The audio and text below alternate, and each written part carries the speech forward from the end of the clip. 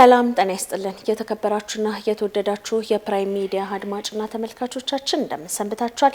ይህ አቤት ጉዳይ የተሰኘ ፕሮግራማችን ነው። በዛሬ አቤት ጉዳይ ፕሮግራማችን ላይ በሀገራችን ወቅታዊ ጉዳዮች ላይ ውይይት ልናደርግ እኔና ጆዋር አደም እዚህ ስቱዲዮ ተገኝተናል። እናንተም እስከ ፕሮግራማችን ፍጻሜ አብራችሁን ቆዩ። እንኳን ደህና መጣችሁ። እንኳን ደህና ቆዩ። ያው እንግዲህ እንደተለመደው በሀገራችን ወቅታዊ ጉዳዮች ላይ እንደዚህ እየተገናኘን ውይይት ነው የምናደርገው። እንግዲህ ከሰሞኑ ኢትዮጵያ ትልቅ በዓልን አሳልፋለች። የአደባባይ በዓል ከሚባሉት ውስጥ የመስቀል ደመራ በዓል ነው። የመስቀል ደመራ በዓል ያው በሰላማዊ መንገድ ተጠናቋል። ከዛ ጋር ተያይዘው እንግዲህ ኢትዮጵያ በሰላም እንድትኖር የማይፈልጉ አሁንም በሀገራችን የኢትዮጵያ ተወላጆች እንዲሁም ነገር ግን ኢትዮጵያ ውስጥ ቢወለዱም ስለ ኢትዮጵያውያንና ኢትዮጵያ የማያስቡ ባንዳዎች እንግዲህ የከሰረውንና በአራት ቀን 4 ኪሎ ደርሳለሁ ያለውን ፋኖ መከላከያ ላይ ልክ ድል እንዳደረገ አይነት ስሜት የያዘ የሚዲያ ላይ ጋጋታቸው እንደቀጠለ ነው። ነገር ግን እኛ እዛ አካባቢ ላይ ባለን መረጃ መሰረት ምንድነው የተፈጠረው፣ እዛ አካባቢ ላይ እውነት ምን ይመስላል የሚለውን ወደ አማራ ክልል ያሉ ባልደረቦቻችንን እዛም እንግዲህ ያሉ የሚዲያ አካላትን ደውለን ያጣራንበት ሁኔታ ነው የሚገኘው። እውነት በአማራ ክልል ላይ ምንድነው የተደረገው ስንል ያው እንግዲህ እንደተለመደው በኢትዮጵያ ውስጥ ከዚህ ከሀገር ውስጥ የነበሩ መስራት አቅቷቸው አላማቸው ሌላ እንቅስቃሴ የሆነና በአሁኑ ሰዓት በዲያስፖራው አካባቢ የሚንቀሳቀሱ የሚዲያ አካላትና ዩቲዩበሮች እንዳሉ ይታወቃል። እነዚሁ ዩቲዩበሮች እንግዲህ መከላከያ ሰራዊት በአሁኑ ሰዓት ኢትዮጵያ የያዘችው አንድ ትልቅ ነገር አለ። እሱም የአሰብ ጉዳይ ነው። ኢትዮጵያ የባህር በር ልታገኝ ይገባታል የሚለውን ጉዳይ ወደ ኋላ ለመጎተት በታሰበ መልኩ ፋኖ በዛ አካባቢ ላይ የመከላከያ ሰራዊት ላይ ድል እንዳደረገ እየተናገሩ ነው የሚገኙት። እውነታው ግን ያው ፋኖ በጣም ኪሳራ ውስጥ እንደገባና የሚያሰለጥነው የኤርትራ መንግስት ኢሳያስ አፈወርቂም በጣም ሽብር ውስጥ እንዳለ የሚያሳዩ መረጃዎች ናቸው የሚያመለክቱት። በርካታ የፋኖ አባል ነን ያሉ በአማራ ክልል ላይ ሲዘርፉ ሲደፍሩና ትምህርት ቤቶችን ሲያፈርሱ ሆስፒታሎችን ሲያፈርሱ የነበሩ አካላት ላይ ከፍተኛ ጥቃት መፈጸሙንና እንዲሁም በርካቶች እጅ መስጠታቸውን መሳሪያዎች መማረካቸውን ነው ከዛ አካባቢ የሚወጡ መረጃዎች በትክክለኛ እውነታው የሚያመለክተው። እንግዲህ ነገር ግን ሚዲያው ያው እንደሚታወቀው እነዚህ የሚዲያ አካላት ትንሽ ተመልካቾች አሏቸው። ነገር ግን ህዝብን ለማሸበር ብዙ የሚጮሁ መሆናቸው ይታወቃል። በዚህ ጉዳይ ላይ የመጀመሪያ ውይይታችንን እናደርጋለን። ባለፈው በዚህ ዊኬንድ ነው አይደል ከማክሰኞ እንዲህ ሮብ ጀምሮ ከፍተኛ የሆነ የሚዲያ ዘመቻ ነበረ። አክቹአሊ የሚዲያ ዘመቻው የቆየ ነው። በተለይ የጠቅላይ ሚኒስትርና የኢትዮጵያው መንግስት የኢትዮጵያን የባህር በር ጥያቄ በማንሳት ወደ አሰብ የሚገኘው ጉዞ ላይ ብዙ ሲወራ ነበረ። ከፍተኛ የሆነ የህዝብ ተነሳሽነት ነበር ኢትዮጵያ ውስጥ አለ፣ አሁንም አለ። የኢትዮጵያ ህዝብ በከፍተኛ ደረጃ አሰብን የማስመለስ ግልጽ የሆነ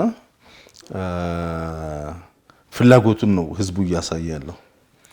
የአሰብና የኢትዮጵያን የባህር በር ጥያቄ ጠቅላይ ሚኒስትሩ ያንሳው እንጂ የኢትዮጵያ ህዝብ ጥያቄ መሆኑን በግልጽ የተረዳንበት ሳምንት ውስጥ ነው። በተለይ ከህዳሴ ግድቡ ከተመረቀ ወዲህ የኢትዮጵያ ጠላቶች በጣም ተሸብረው ነበር።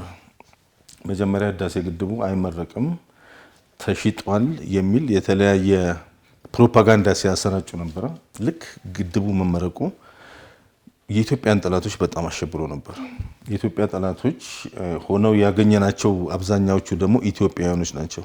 ኢትዮጵያውያኖች ላለፈው 30 40 50 ዓመት በኢትዮጵያ አንድነት ሲምሉና ሲገዝቱ የነበሩት ዛሬ ላይ ከሻቢያና ከግብጽ ጋር ቆመው የኢትዮጵያ ጠላት ሆነው አገኘናቸው። እነኚህ ሰዎች ከሀገር ውጪ በአሜሪካና በተለያየ ሀገር ሚዲያዎችን የዩቲዩብ ሚዲያዎችን ከፍተው ከፍተኛ የሆነ ጸረ ኢትዮጵያ ፕሮፓጋንዳ ሲያሰራጩ ነበር። ኢትዮጵያውያን ነን ራሳቸውን የሚሉ ከፍተኛ የሆነ ኤግዛጁሬትድ የተደረገ ፕሮፓጋንዳ ሲሰራ ነበረ። እኛም በተቻለ መጠን ትክክለኛውን የኢትዮጵያን ገጽታ ትክክለኛውን የመንግስታችንን ገጽታ ስንናገር ነበር። ብዙ ሰው ሰምቶናል፣ ብዙም ሰው አልሰማንም። መልእክቱ ግን ተዳርሷል። ኢትዮጵያ የባህር በር ያስፈልጋታል። ሌላ የባህር በር አይደለም። እኔ ከአሁን በፊትም ተናግረን ነበር። ከአመት በፊት ስለ ሶማሌላንድ ምናምን ሲወራ ኢትዮጵያ ቀጥታ የኢትዮጵያ እውነተኛ የባህር በር አሰብ ነው። የአሰብ መንገድ በአንድም ሆነ በሌላ መንገድ ሊመለስ ይገባል። ፔሬድ እዚህ ላይ ኢትዮጵያ ህዝብ ሊዘጋጅ እንደሚገባው ከሁለት ዓመት በፊት እኛ ስናነሳ ነበር። ያን ጊዜ ብዙም ሰው አይሰማም ነበር። ዛሬ ላይ ግን የሁሉም ኢትዮጵያኖች ጥያቄ ሆኗል። ይሄ ሁኔታ ያሸበረው ሻቢያ እንዲሁም ሻቢያ ብቻ አይደለም። የግብጽ መንግስት የኢትዮጵያን ከቀይ ባህር ለማራቅ ስራዎችን ሲሰራ ነበር። በህዳሴ ግድቡ ያገኘውን ሽንፈት ለመበቀል በቀይ ባህር በኩል ከፍተኛ ስራ እየሰራ ነበር። የኢትዮጵያን በቀጥታ ወደ ቀይ ባህር እንዲሁም ወደ አሰብ የሚደረገውን ጉዞ ማቆም ስለማይችሉ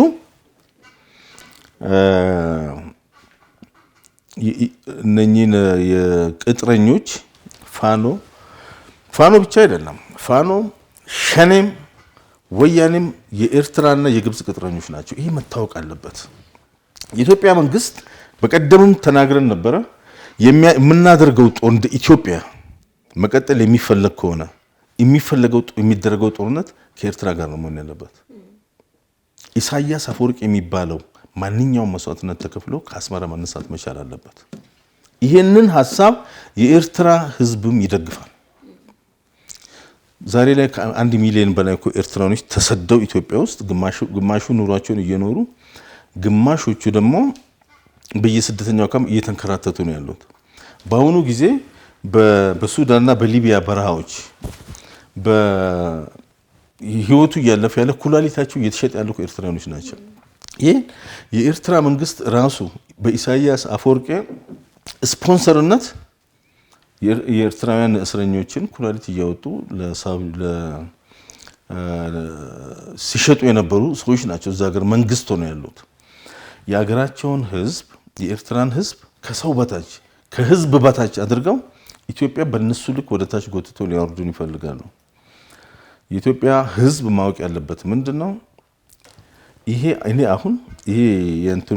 አሁን ወልዲያ ላይ ምናምን የሚደረገው ጦርነት ሸኔ እዚህ በየቦታው የሚያደርገው የሽፍታ ተግባር የወያኔዎች የሚያደርጉት እንቅስቃሴ በሙሉ የዚህ አባት ኢሳያስ አፈወርቂ ነው። ምንም ማሽሞንሞን አያስፈልግም። ታሪካዊ ጠላታችን የቅርብና የውጭ ጠላት ምናምን የሚባል አንድም ነገር የለም። አሁን በስልጣን ላይ ያለው የኤርትራ መንግስት ኢትዮጵያ ውስጥ መረጋጋት እንዳይፈጠር እያደረገ ያለ ወያኔዎችን አስታጥቆ በወያኔዎች በኩል ሰሜን ወሎ አካባቢ የሚንቀሳቀሱ ወንበዴዎችን አስታጥቆ አንዳንድ መንግስት መዋቅር ውስጥ የተሰገሰጉ እዚህ ላይ ሊሰመሩበት ይገባል። ሌላ የመንግስት መዋቅር ውስጥ የተሰገሰጉ ወንበዴዎች አሉ፣ መረጃዎችን አሳልፈው የሚሰጡ እነሱን ተባባሪ አድርገው የሚደረግ እንቅስቃሴ እንጂ ማንኛውም ኢትዮጵያ ውስጥ ያለ ኃይል የኤርትራን መንግስት ሚሊተሪ ጨምሮ ከኢትዮጵያ መከላከያ በላይ አቅም ኖሯቸው አይደለም። ስለዚህ እንደዛ ይሄንን ሊነጋገር ይገባል። ይሄንን ፕሮግራም የሚያደምጥም የማያደምጥም ተቆርጦ ይሄ ሐሳብ የሚደርሰው ኢትዮጵያ ውስጥ መረጋጋት እንዳይፈጠር እያደረገ ያለው ኢሳያስ አፈወርቂ የሚባለው ሰውዬ ነው። እሱ ደግሞ በቀጥታ በተዘዋዋሪም አይደለም በቀጥታ የሚደገፈው ግብጽ ካይሮ ላይ የሚቀመጠው አልሲሲ የሚባለው ሰውዬ ነው። የሁሉም ሐሳብ አንዳቸው በህዳሴ ግድቡ መጠናቀቅ የኢትዮጵያ መንግስት ያገኘውን ድል ለመበቀል ነው። ሁለተኛ ኢትዮጵያ ከቀይ ባህር ኢትዮጵያን በማራቅ ለዘላለም የዚህ ሀገር ህዝብ እርስ በርሱ እንዲፋጅ አድርጎ ማኖር ነው የሚፈልጉት። ይህንን ሰው ሊያውቅ ይገባል። እንግዲህ አንተም እንዳነሳኸው በኤርትራ መንግስት ማለትም በኢሳያስ አፈወርቂ በኩል ምንድነው አገሪቷ ላይ ያለው መሰረታዊ ችግር ስንል በኤርትራ ውስጥ እንደሚታወቀው ብዙ ብሔረሰቦች አሉ። ከዛም መሀል እንግዲህ የቀይ ባህር አፋሮች ናቸው። እስካሁን ድረስ በተለይም ጠቅላይ ሚኒስትሩ የአሰብ ጉዳይ ወይም ደግሞ የባህር በር ይገባናል ጥያቄ ከማንሳታቸው በፊት በጣም በዛ አካባቢ የሚጨቆኑ የሚገደሉና ከሌላው ህዝብ በባሰ ሁኔታ ጥቃት የሚደርስባቸው የቀይ ባህር አፋሮች አሉ ማለት ነው። ሌሎች ብሔሮችን በእርግጥ በዛ ሀገር ላይ በነጻነት ይኖራሉ ማለት ባይቻልም፣ ነገር ግን የበለጠ ተጠቂዎች ናቸው። ምክንያታቸው ደግሞ እዛ አካባቢ ላይ ግዛት አለ፣ የሚኖሩበት የራሳቸው ግዛት አለ። ትናንትና ኢትዮጵያ የነበሩ ናቸው፣ እንደ ማለትም ኢትዮጵያዊ ናቸው፣ ኢትዮጵያዊ ስሜት ያላቸው ናቸው። እነዚህ የቀይ ባህር አፋሮች ዛሬም ድምጻቸው በተነፈገበት በታፈኑበት ሁኔታ ሳይቀር የኢትዮጵያ መንግስት እንዲደርስላቸው ከዛ አካባቢ ላይ እጅግ በጣም ተቃውሞችን እንዲሁም ደግሞ ድምጾችን እያሰሙ ነው የሚገኙት ማለት ነው። በዛ አካባቢ በጣም ችግር ውስጥ እንዳሉ መረጃዎች ይወጣሉ። በጣም ሴቶቹም ወንዶቹም በጣም አሳሳቢ ችግር ውስጥ እንዳሉ ያው ይነገራል ማለት ነው። ሌላው እንግዲህ የኢሳያስ አፈወርቂ ችግር ከኢትዮጵያ ጋር ምንድነው ስንል እንግዲህ እነዚህ በሀገር ውስጥም የሚገኙ እንዲሁም ደግሞ አሁን እየተቀዛቀዘ ቢሆንም በተለይም በዲያስፖራ አካባቢ የሚንቀሳቀሱ ባንዳዎች ኢትዮጵያ በአሁኑ ሰዓት በተለይም እንግዲህ ከህዳሴ ግድብ በተለይ በኋላ በጣም የአውሮፓ ሀገራትንም ይሁን እንዲሁም ደግሞ የአረቦች ትኩረት የሳበችበት ነው። በተለይ ጠቅላይ ሚኒስትሩ እንግዲህ የአመራር ብቃታቸው የተደነቀበት ሁኔታ ነው ያሉት።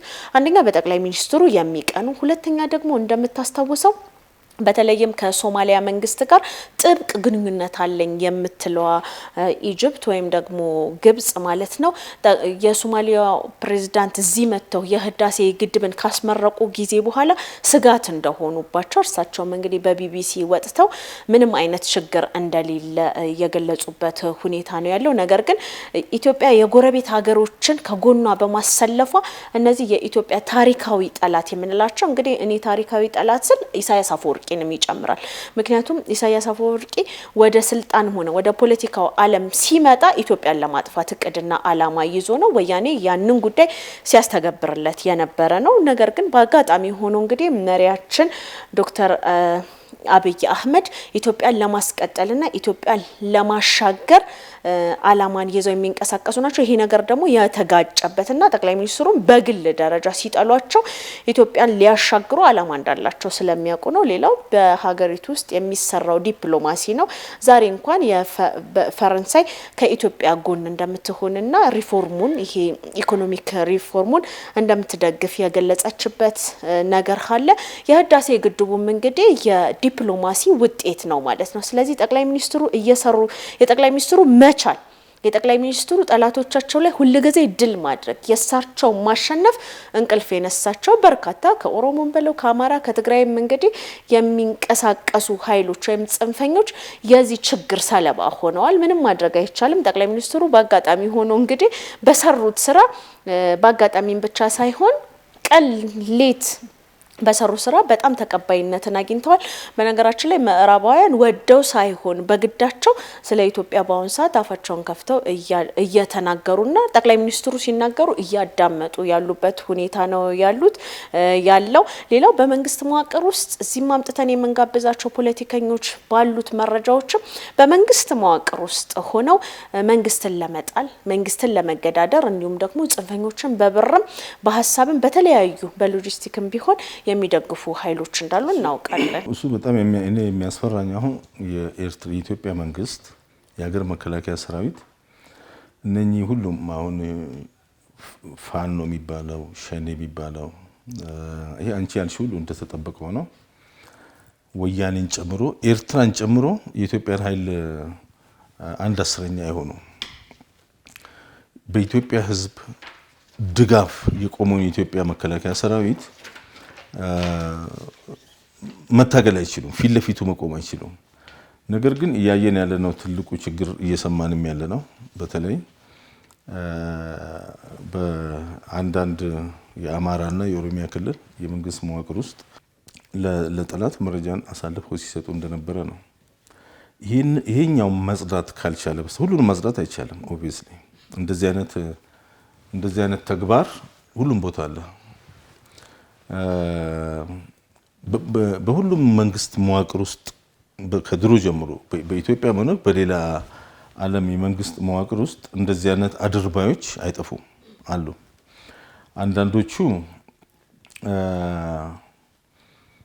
አንዳንዶቹን የመንግስት አካል መንጥሮ ያወጣቸዋል ከውስጡ። የጊዜና የቀን ጉዳይ ነው። አንዳንዶቹ ራሳቸውን በራሳቸው ይከስማሉ። አንዳንዶቹ ግን አብረው ይቀጥላል። ምንም ማድረግ አይቻልም። ምክንያቱም በጣም ስውር ናቸው፣ አላማ አላቸው። በተለያየ መንገድ ነው የመንግስት ተቋም ውስጥ የሚገቡት። የረጅም ጊዜ እቅድ ይዘው የሚገቡ አሉ። የአጭር ጊዜ እቅድ ተሰጥቷቸው የሚገቡ አሉ። ጥቅም ፍለጋ ለዘረፋ የሚገቡ አሉ። ስለዚህ እነኚህ ሁሉ ሲደመሩ ለሀቅ የሚታገለውን ግሩፕ ላይ ጫና ይፈጥራሉ። እያየን ያለውም ይሄ ነው። እዚህ ላይ በደንብ መስራት አለበት። መንግስት ብቻ አይደለም ደግሞ ይሄንን መስራት ያለበት፣ ህዝቡም በቀጥታም ሆነ በተዘዋዋሪ መንገድ በአንድም ሆነ በሌላ መንገድ ከመንግስት ጋር ግንኙነት ያላቸው አካላት የሀገር መከላከያ ነው፣ ሚዲያዎችም እንደዚህ አይነት ነገሮችን ማጋለጥ አስፈላጊ ነው። በጣም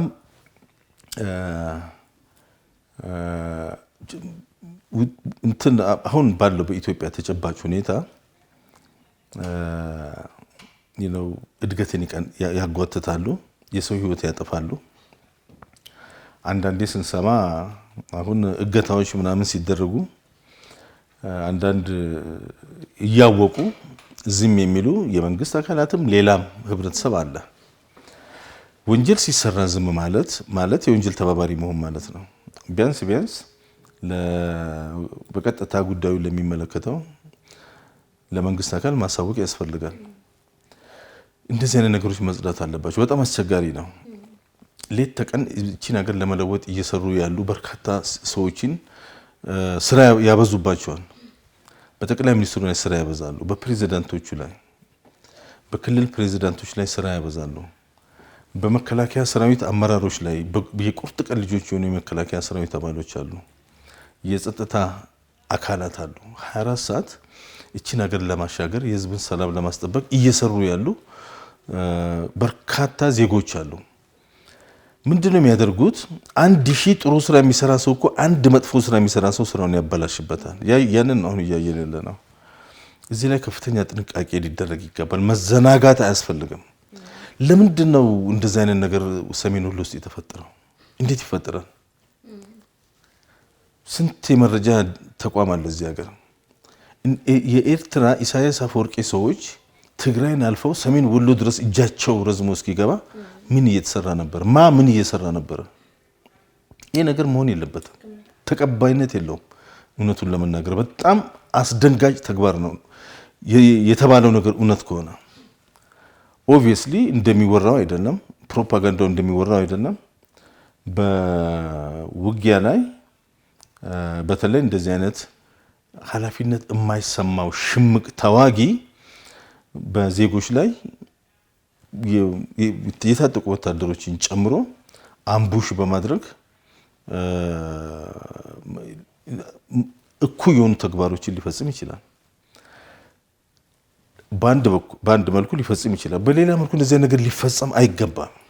መንግስት ነው ያለን፣ አገር ነው እየተመራ ያለው እና ከፍተኛ የሆነ ውስጥ መጽዳት ያለባቸው ነገሮች እንዳሉ ይሰማኛል። እነሱ ለፕሮፓጋንዳ ይጠቀሙበታል። መንግስት ግን በእነሱ ልክ ለፕሮፓጋንዳ መጠቀም አይችልም። ለፕሮፓጋንዳ ኃላፊነት አለው መንግስት፣ እነሱ ኃላፊነት የላቸውም። ለፕሮፓጋንዳ ይጠቀሙበታል። መንግስት ግን ኃላፊነት አለበት። መንግስት ፕሮፓጋንዳ አይደለም የሚሰራው። መንግስት አክቹዋሊ የሆነ ተግባር ነው መሬት ላይ የሚሰራው። አክቹዋሊ ከዛ ወዲህ በርካታ ስራዎች ተሰርተው ብዙ ቦታዎች እየጸዱ እንዳለ ከፍተኛ እርምጃ እየተወሰደ እንዳለ ሰምተናል። ነገር ግን ሉክ አሁን ምንድነው ሲወራ የነበረው? እኛም ካሁን በፊት ስንል የነበረው ወደ ቀይ ባህር ወደ አሰብ የምናደርገውን ጉዞ ሊያደናቅፉ የሚፈልጉ ባንዳዎች አሉ። ይህንን መንግስት ያውቃል። ሁሉም የኢትዮጵያ ሕዝብም ይህን ነገር በደንብ ያውቃል። ዛሬ ላይ ወጣቱ ተራው የከተማ ነዋሪ፣ የመንግስት የቢሮ ሰራተኛ ወይም ነጋዴው በየቦታው በተለይ የሚዲያ ሰዎችን እኛን አስቁሞ የሚጠይቀን መቼ ነው አሰብ የምንገባው ነው። እኔ ብዙ አጋጥሞኛል። እንደዚህ አይነት ተግባር ሲፈጸም ግን ህዝቡን ያዘናጋል እና ብዙ በትኩረት መሰራት ያለባቸው ስራዎች አሉ። ውስጡ መጽዳት መቻል አለበት። ቢያንስ ሚኒመም ጽዱ መሆን መቻል አለበት። 100% ሁሉንም ማጽዳት አይቻልም፣ ይሄ ይታወቃል። ነገር ግን በተወሰነ ደረጃ ለአደጋ አሳልፎ መስጠት የለበትም። ማኔጀብል መሆን መቆጣጠር መቻል አለበትና ከዚህ ውጪ በመከላከያ ሰራዊት ላይ ማንም ሰው እንደዚህ አይነት አረመኔያዊ ተግባር አድርጎ የትም ሊያመልጥ አይችልም። ከኢትዮጵያ የጸጥታ ኃይሎች አንድ እንግዲህ የመከላከያ ሰራዊትን በእያንዳንዱ የወረዳ ከተማ ማስቀመጥ አይቻልም። የመከላከያ ሰራዊት አባላት ሌሎች የጸጥታ ኃይሎች ህዝባቸው ሲሆኑ በህዝባቸው ላይ እምነት አላቸው። በጣም የሚያሳዝነው ነገር የመከላከያ ሰራዊት በህዝቡ ላይ እምነት አለው። ህዝቡ ውስጥ በሚሆንበት ጊዜ በህዝቡ ላይ ባለው እምነት ሊዘናጋ ይገባል። እነኚህ ሰዎች ቄስ መስለው ነው የሚንቀሳቀሱት። በህዝቡ ላይ እምነት የላቸውም። ህዝቡን የእምነት ተቋሞችና የመሳሰለውን የወታደራዊ ካምፕ አድርገው ነው ውስጡ እየተቀመጡ ያለውና በእንደዚህ አይነት ሁኔታ የሚዘናጋ የሴኩሪቲ ሀገር ሊኖረን አይገባም። ያው ሌላው እንግዲህ ሁል ጊዜም እንደምናነሳው አሁን እንደነዚህ አይነት ችግሮች ከምን ይፈጠራሉ ብለን ስንል እንግዲህ ሁል ጊዜ እንናገራለን። በተለይም ከለውጡ በኋላ የታዘብናቸው እንደ ሚዲያም የምናያቸው ነገሮች ምንድናቸው?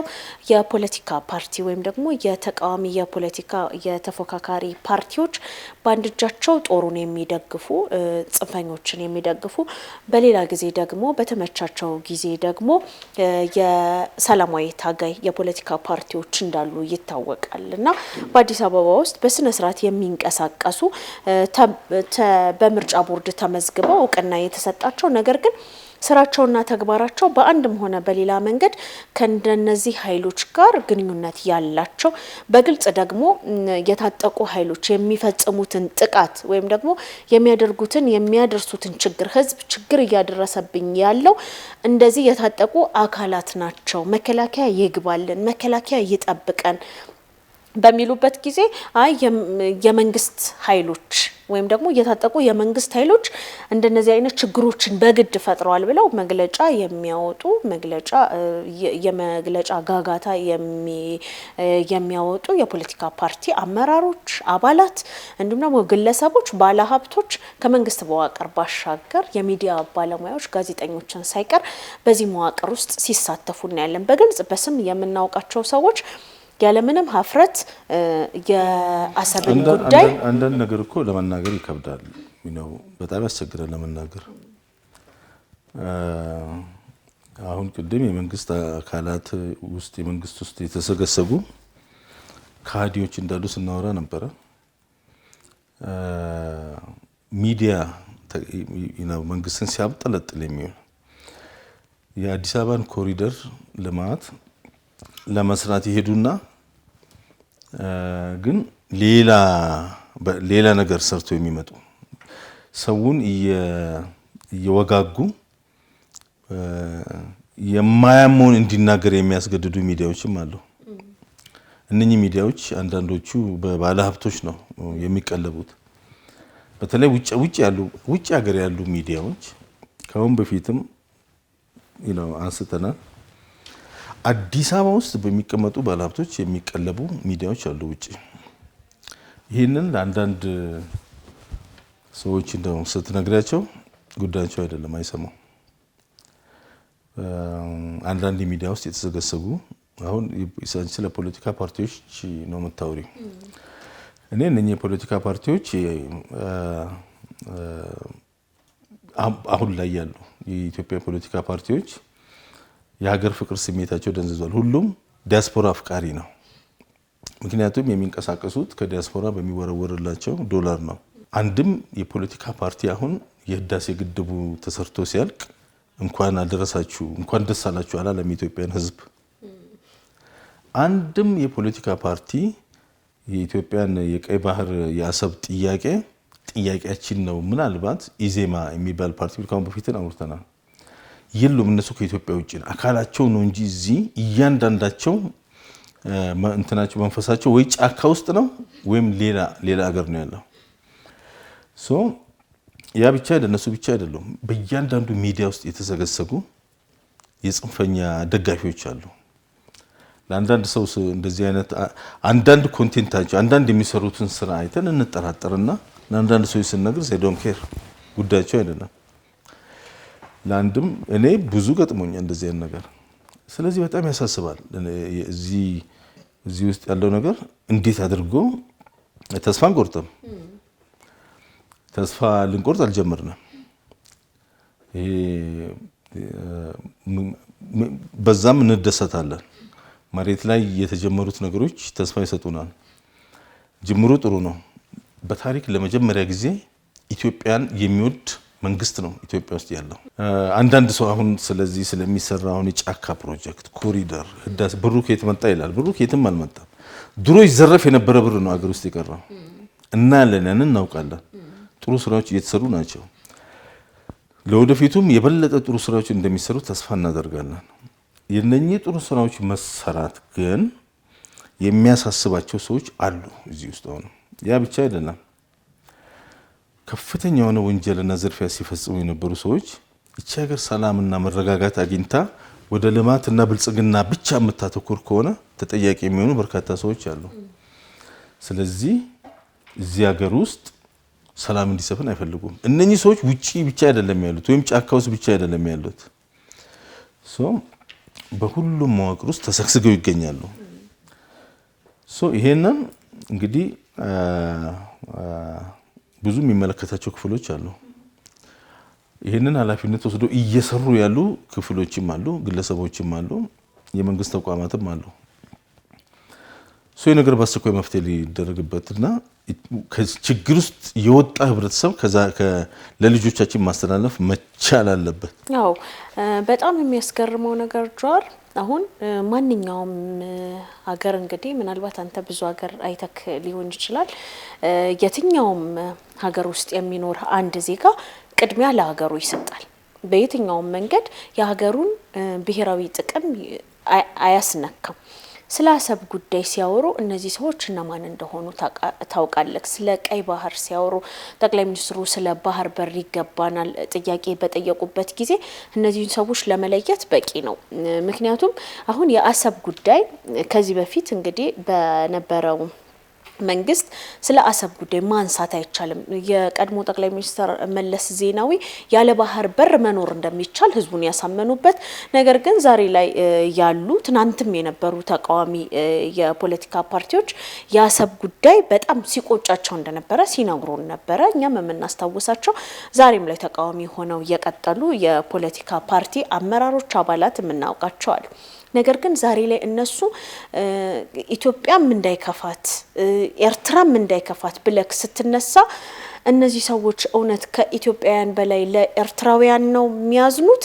ከዛም በተጨማሪ ደግሞ ኢትዮጵያ የባህር በር ብታገኝ የትኛውም የህግ ባለሙያ የትኛውም መንግስት ኢትዮጵያ የአሰብን የባህር በር እንኳን ብትጠቀም ኤርትራ ላይ የሚያደርሰው ጉዳት እንደሌለ እየተናገሩ ባለበት ሁኔታ ላይ ምንድነው የሚያስተባብሉት? ምንድነው የሚፈልጉት ብለህ ስትጠይቅ እውነትም እነዚህ ሰዎች ከጀርባቸው ሌላ አላማ እንዳለ መረዳት ይቻላል። በጣም ያሳፍራል አንዳንዴ። ምክንያቱም ኤርትራውያን አሁን ከኤርትራ እንደውም ኤርትራኖች ብዙ ሲናገሩ አይሰማም። ምናልባት በትግርኛ ሲያወሩ አንሰማቸውም ይሆናል። የኤርትራ ዜጎች ይህን ያህል ምቀኞች አይደሉም በኢትዮጵያ የባህር በር ፍላጎት ላይ።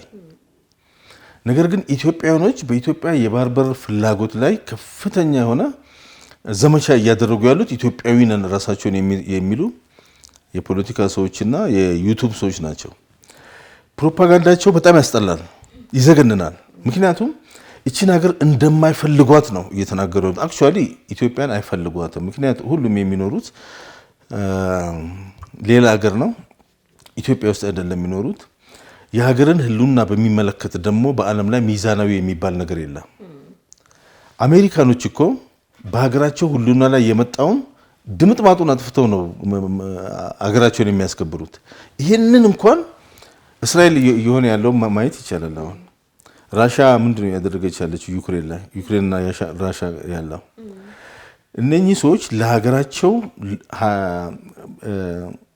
የሀገራቸውን ጥቅም ለማስጠበቅ ማንኛውም አይነት መስዋዕትነት ሲከፈል ተቃዋሚ ሁሉ ከመንግስት ጋር ይቆማል። አንድም የኤርትራ ተቃዋሚ እኮ ዛሬ ላይ ከአሰብን በሚመለከት ከኢትዮጵያ መንግስት ጋር ቆሞ በግልጽ የተናገረ የለም። ዜጎቹ እንደሚፈልጉ እናውቃለን። አንድም የኤርትራ ዩቲዩበር ወይም የሚዲያ ሰው በሚዲያ ላይ ወጥቶ ከኢትዮጵያ ጋር የቆመና ያንን አይነት አመለካከት ያሳየ የለም። ኢትዮጵያኖች ምንድነው እንደዚህ እንደዚህ አይነት ተግባር ውስጥ ለምንድነው ኢትዮጵያኖች የሚገቡት? ሁሌ ራሴን ጠይቃለሁ። ሰውም ጠይቄ ነበርና የአስተዳደግ ችግር ነው። ምክንያቱም አብዛኛዎቹ እንደዚህ አይነት ሰዎች ማንነታቸው አየው አለኝ የሆነ የጠየቁት ሰው ምንድነው አሁን ዩቲዩብ ከፍተው በግልጽ ኢትዮጵያ ላይ ጥላቻ እየዘሩ ያሉ ሰዎች አስተዳደጋቸውን ብታይ ቤተሰብ የላቸው፣ ማህበረሰብ ውስጥ ጥሩ ስም አልነበራቸውም። ፖለቲካን የጀመሩት በመቃወም ነው። ስለዚህ አሁንም በመቃወም ነው ያሉት እና እኔ ግን በጣም አሳፋሪ ተግባር ነው። ኢትዮጵያ እንኳን ደስ አላችሁ ሲባባሉ ነበሩ። በቃ ወደ ቀይ ባህር ወደ አሰብ ሊሄድ የነበረው የኢትዮጵያ መከላከያ ሰራዊት ኮምቦልቻ ላይ ተደመሰሰ። እንኳን ደስ አላችሁ ኢትዮጵያውያኖች። ይህንን እንዴት ይባባላሉ? ይህንን ነው ስንሰማ የነበረው እና ነገር ግን አብዛኛው ሳይሆን ኦልሞስት 130 ሚሊዮን መሬት ላይ ኢትዮጵያ ውስጥ የሚኖረው የኢትዮጵያ ሕዝብ ከእንደዚህ አይነት ሀሳብ ጎን እንደሌለ ነው እያየን ያለ ነው። አዎ በተለይም እንግዲህ በተደረገው የድጋፍ ሰልፍ ላይ ያየናቸው ነገሮች እጅግ በጣም ተስፋ የሚሰጡ እኔም እንግዲህ ወጣ ብዬ ያው እንግዲህ ነው የምኖረው በአካባቢ ላይ ያለው ስሜት እጅግ በጣም የሚያስቀና በጣም የሚገርም ነገር ልንገር። በአሁን ሰዓት እነ ጀዋር መሐመድን ጨምሮ አንዳንድ የኦሮሞ ፖለቲካ ፓርቲዎች ያሳዝኑኛል በአሁን ጊዜ አሁን ባለው ተጨባጭ ሁኔታ። ምክንያቱም እኛ ነን ሀገሩን የምናውቀው የተለያዩ መረጃዎችን ለተለያዩ ጉዳዮች የምንፈልገው እኛ ነን። የሚሰሩ ነገሮችንም መሬት ላይ ያለውን ነገር የምናየው እኛ ነን። በሀገሪቱ ውስጥ ችግሮች የሉም አይደሉም። እጅግ በጣም በርካታ ዘርዝረን የማንጨርሳቸው ችግሮች አሉ።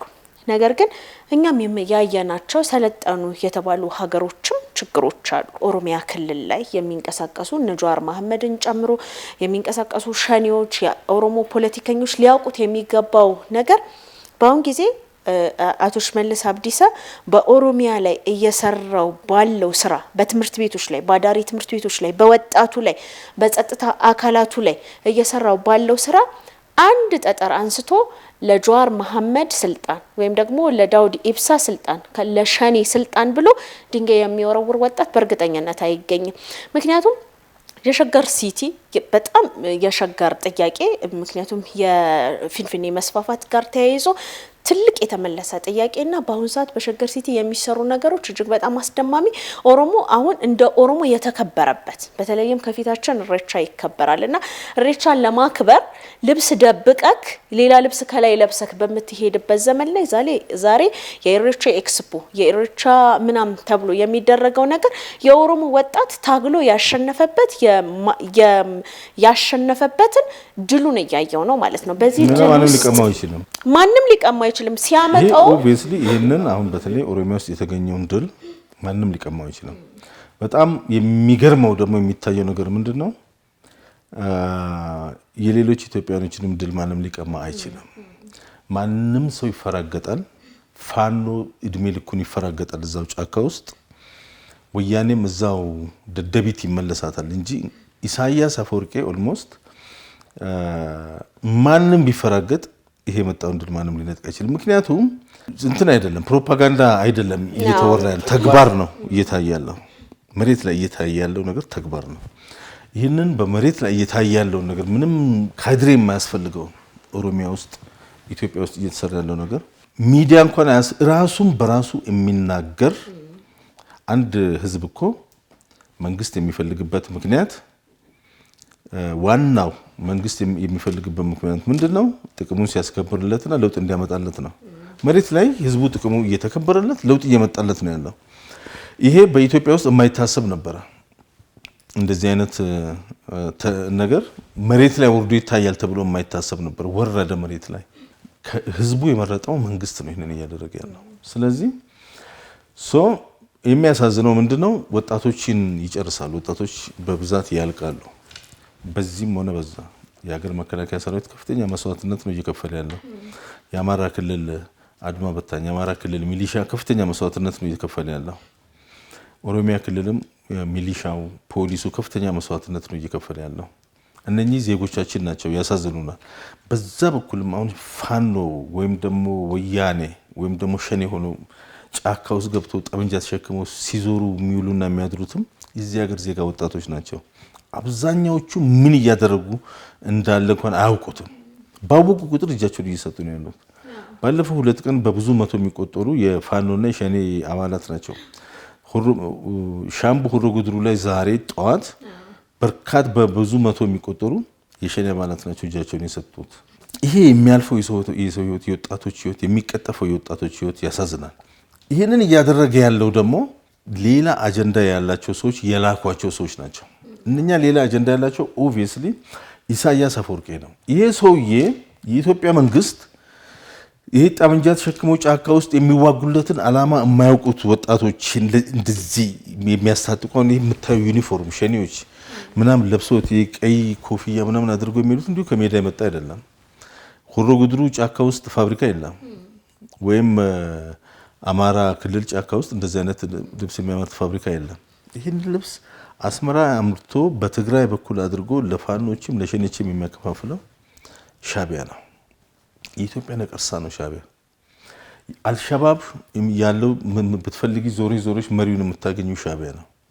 አልቃይዳ መሪ የምታገኙ ሻቢያ ነው። ሀውቲ የሚባሉ የመን ያሉትን አሸባሪዎች መሪዎቻቸው የምታገኙ ሻቢያ ነው። ኤርትራ ውስጥ ነው። ዋይ እስከ መቼ ጀርባችን ላይ እንደዚህ አይነት ነቀዝ የኢትዮጵያ ሕዝብ ተሸክሞ ይሄዳል? እና ለዛሬው እዚህ ላይ ይብቃል። እጅግ በጣም አመሰግናለሁ። የተከበራችሁና የተወደዳችሁ የፕራይም ሚዲያ አድማጭና ተመልካቾቻችን ፕሮግራማችን የተከታተላችሁትን ይመስል ነበረ። ቀሪ የፕራይም ዝግጅቶች እንደቀጠሉ ናቸው። ጥሩ ጊዜ ይሁንላችሁ።